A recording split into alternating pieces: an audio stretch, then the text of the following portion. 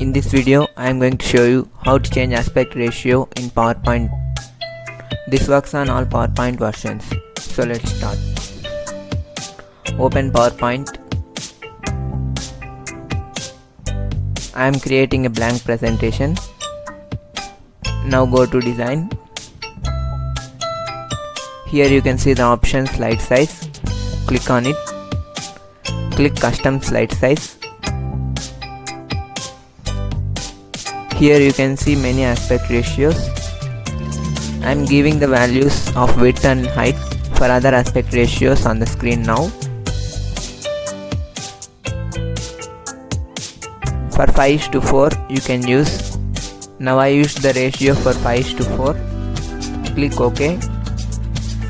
You can click Maximize. This is the ratio of 5:4. In the same way you can change to other aspect ratios.